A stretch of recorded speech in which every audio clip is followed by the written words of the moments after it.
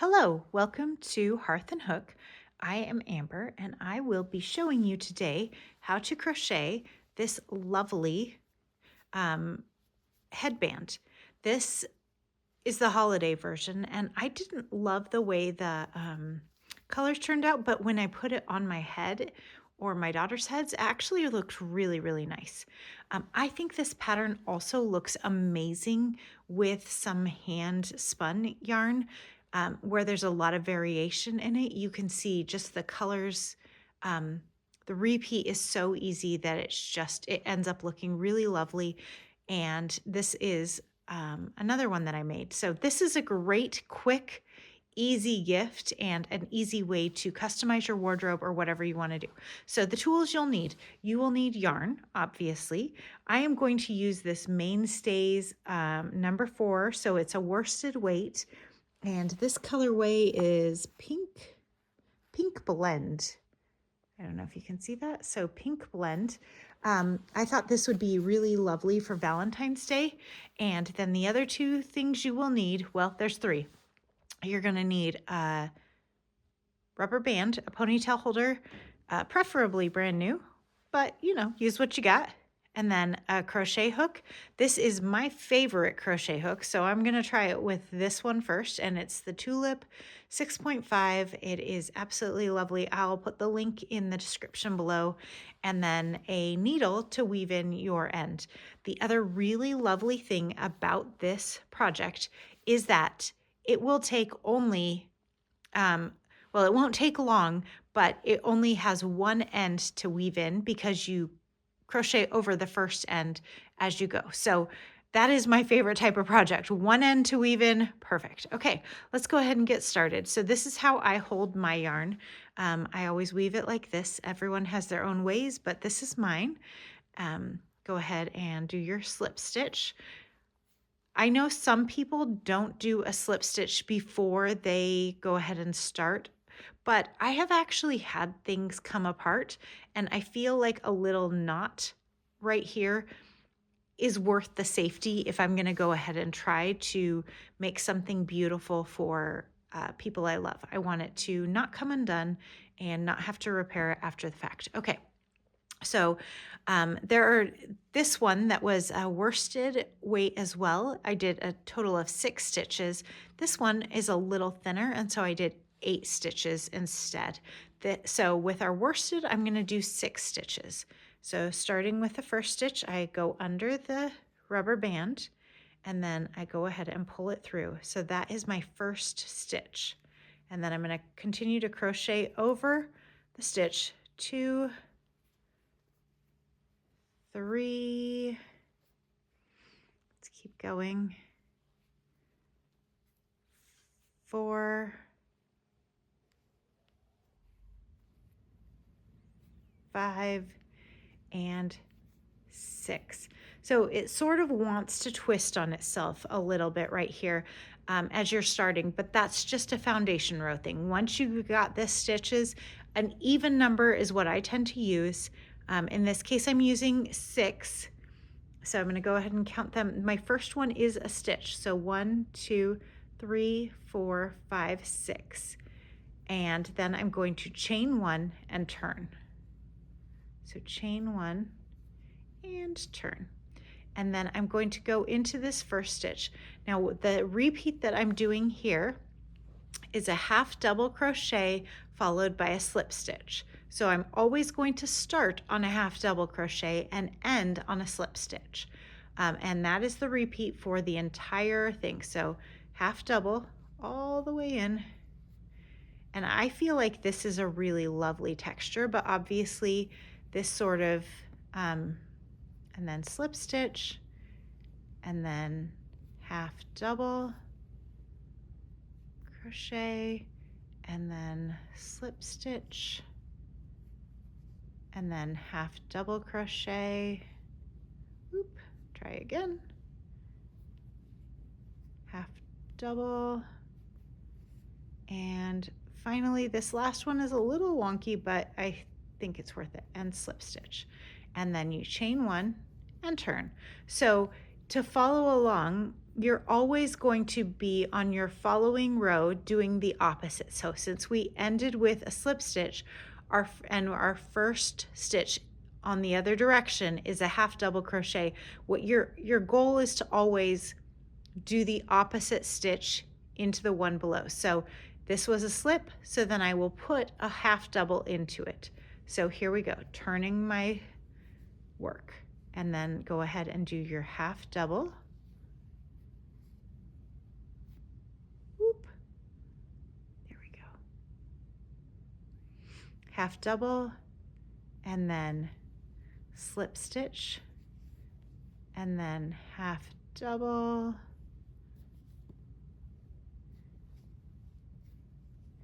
and then slip stitch,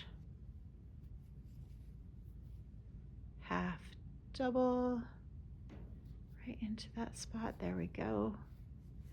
And ending with a slip stitch, and chain one and turn. So you can see we're maintaining that that repeat of 6, and you can also see how lovely that pattern is starting to look. So here we go, do another row, half double and slip stitch. Whoop. Try again, slip stitch, and then half double, whoop, and slip stitch, and half double, and finally my slip stitch. And so here we go, we're starting to see that lovely pattern, chain one and turn. And I really love the texturing that happens so naturally in this yarn. It just looks, with this stitch, it just looks so nice. And I think the variegation, this is a good one for variegated yarns. I've done it with solid yarns, and that really makes the stitch pattern pop, but I also really kind of like the texture of it with a variegated as well. So let's go ahead and continue. Half double,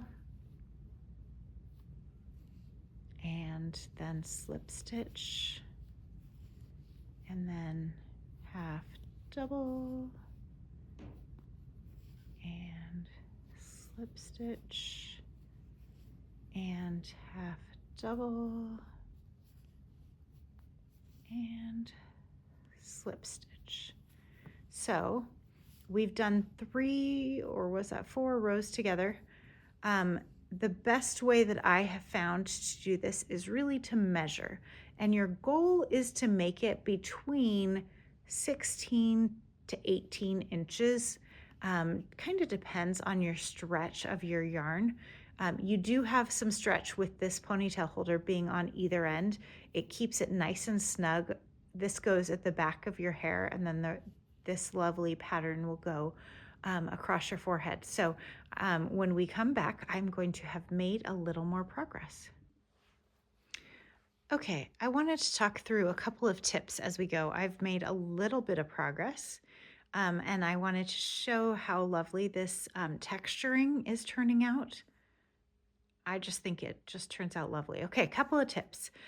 One of the easiest things to make this into to take this project from a fun, easy project to a difficult project is to make your slip stitch really tight. And if you do that, then it becomes hard to get the half double crochet into the space, because it is a limited, whoops, I just did a half double. Okay, slip stitch. So you want to keep that a little bit loose, because this same space right here on the other side is what you're going to have to get that half double into. So don't make those too tight, or you will, or it will be a fight with the yarn, and nobody likes a project where they have to fight with the yarn. But you can see it is just turning out so lovely. I am very excited. I kind of want to make one of these for myself. This was going to be for my kiddos, because they really love these headbands. So yeah, I feel like they work with so many hairstyles, short, long, if you want to keep, I used one, and which is what made me think of doing this. Last night when I was going to wash my makeup off, I thought to myself, you know what? I don't want to pull my hair into a ponytail right now. Why don't I just pull it off my face? And I was looking for a headband to pull it off my face. And I was like, oh, I forgot I have all of these lovely headbands that I've made. And so I grabbed the Christmas one because I forgot to pull it out for Christmas for my girls. And I used that, and I was like, you know, I should show this to some friends because this is such a fun, easy project. It's a great way to use up your scraps because it doesn't take a ton of yarn. So this would be a longer scrap, but you can get, I don't even know how many headbands you could get out of a skein, but a lot, a very lot. So here we go. So again, my tip is don't make your slip stitches too tight. Don't make them too loose either, but you know, yeah, lots of fun. Okay, slip there and half double and slip stitch and chain one and turn. And this is one of those, and these are my favorite types of projects, that is real easy to hop in front of a show and just watch your favorite show or your favorite YouTuber while you are just crocheting away.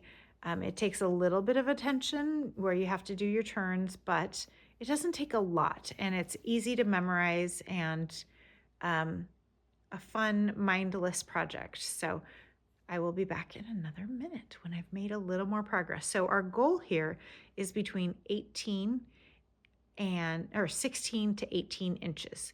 So we have a ways to go. This is a ways to go on that. Okay, I wanted to check back in and see where we are. So this is one of the headbands, and I'm kind of going by the same length as this. Okay, so it looks like I'm about halfway done. Grab my handy, oops, that's not quite in frame, is it? Sorry about that. Okay, so there we go. And my handy dandy measuring tape tells me, yep, I'm about halfway done. So doubling this makes it about 17 inches, and that is my goal. This one is 16 inches, and it's a little snug on my kiddo who has a bigger head than I do, but it's perfect for me, and it was perfect for using with my makeup the other night. So if that is you with a smaller head, then I would go with closer to the 16, and that will also depend on what type of ponytail holder you use. These don't have a ton of give, like enough that it's just, I think, the perfect amount to hold it in place. So, you know, if you have maybe a fabric type ponytail holder or one that's a little looser, then that would, you know, you'd want to accommodate accordingly, maybe make it on the shorter end because you know that your ponytail holder will have a lot more give underneath. So the way this works is this is under your hair at the back, or if you have short hair, it's just at the back, and it just, you know, the front is the beautiful look like this, and the back is just the functional part that keeps it nice and comfy on your head, not too tight. I've also seen where people have done the same idea, but then they end up with a tie, like a ribbon kind of thing that both ends have ties on the end. And I don't personally love to tie things into my hair, like bandanas and stuff. I really like the look, but I appreciate them more when I don't have to tie them, because I tend, and this is probably a me thing, that I tend to get a hair or two caught in that tie up. So I mean, hopefully you guys are more talented at putting your hair together than I am, and therefore that's not even an issue. But that's another thing you could do if you didn't have a ponytail holder handy, is go ahead and just make ties on the end. And to do that, I would probably, you know, I would probably go ahead and just crochet these together, maybe two together, a couple of times, and then maybe one final one that does 3 together, and that would kind of give a nice little finish, and then a long chain that I went ahead and single crocheted back the other direction to make a nice sturdy tie on both ends. So that's how I would approach that if that's more your jam. Yeah, either way is just fine. Okay, so here we are doing the lovely slip stitch and half double crochet and slip stitch and turn. Okay, so one thing to note is that when you're going into the back of the half double crochet, there's this little bar. And I personally love the way that looks on here. Like I've said, I think it gives a really lovely texture. But that means that when you are actually crocheting into that, and I will demonstrate it right here. So here's your half double. Oop, we got some yarn splittage there. Try again. Okay, so half double. And then when you go to do your slip stitch, you're gonna just take, if I'm looking at this from the top, you're gonna just take these two, go under this V, but that is not grabbing this third bar. Some people want to grab all 3 bars, and that just changes the look. We don't want to do that. We want that bar as part of our texture of our fabric that we're making. So with your slip stitch, skip that bar, go under both V's and pull it through. And then for your half double, again, you're going to go under both V's and then pull through. Okay, so slip stitch and half double. So for a half double, just in case you aren't aware, and I should have done this earlier, so I apologize if that's you and you're just learning. Half double crochet is you start with the one on your hook and you go under, so you have a yarn over, and then you go into that space, which is both V's of the space of the crochet stitch that you're trying to do. So both V's, and then pull it through. So now I have 3 things on my hook. And the reason it's a half double is because this is the same start as a double crochet, but for a double crochet, you pull it through 2 stitches, and then you pull it through 2 stitches again, and that's a double crochet. But here, we're not pulling it through 2 stitches. We are pulling it through all 3. So it's like we started a double crochet, but then we changed our mind and we just want to do half of that. So all the way through, all through 3 loops. And then your slip stitch through there, and the slip stitch, you just pull it through once and pull it all the way, and then chain 1 and turn. Okay, so we're going to do that half double again in this stitch. So we're going to go ahead and yarn over, or put the crochet hook under, and then we're going to go into underneath that space where we get both legs of the V, and we're going to pull the yarn through. So we now have 3 pieces of yarn on our hook, and we're going to pull through all 3, nice and gentle. And then for the slip stitch, we go ahead and pull it through and then pull it through. We don't yarn over. Okay, and so half double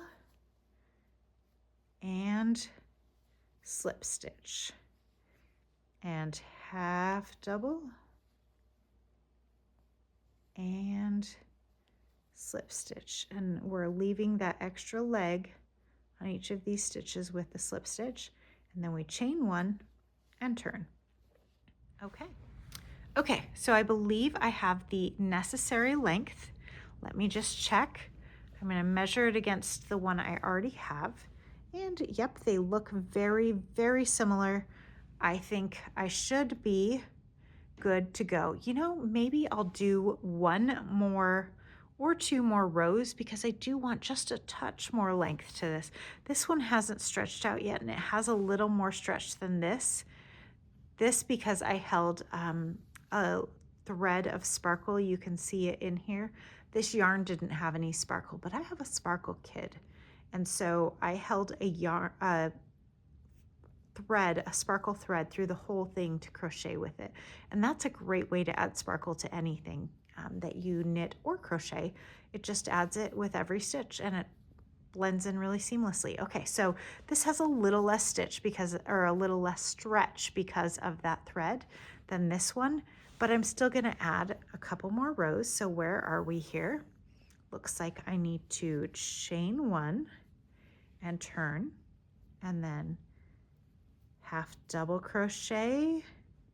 If you're following at home, you should be very close to finished, or pause the video so that you can get there. Oops. Half double and slip stitch, and I'm going to do another row. So half double, slip stitch, half double, slip stitch, half double, and slip stitch. Okay, now go ahead and chain one just to make it a nice neat finish. All right, making sure your fabric here, your headband, is not twisted. Go ahead and fold it in half, and the goal here is to go to the other side of the elastic. So I'm going to be connecting it right here with 6 stitches, and then I'm going to tie off and weave in my end. So this will be nice and quick. So I've already got my chain one.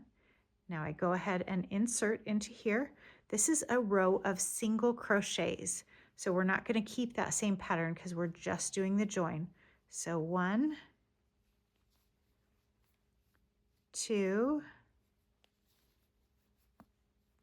3,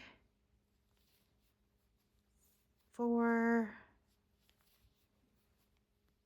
5, and last but certainly not least, 6. Okay, so you can see I now have everything attached. Now I'm going to go ahead and pull that a little tighter, chain one, and where my scissors go? Right here. I'm going to go ahead and snip. It's always so satisfying, isn't it? And I'm going to pull that through and pull it nice and tight. So here we have our headband, and then as promised, only one end to weave in. So let's go ahead and do that. So we go ahead and put our thread in there. And this one is an easy weave in my opinion, because I just put it underneath this row and pull it all the way through. Oop, need to pull that a little tighter, and that's all I'm doing on here, folks. As it gets pulled in, this end may show, and I may need to trim it a touch more, but for now we will trim both of these, 1 and 2, and we have made ourselves a lovely Valentine's Day headband. Look at the texturing on that.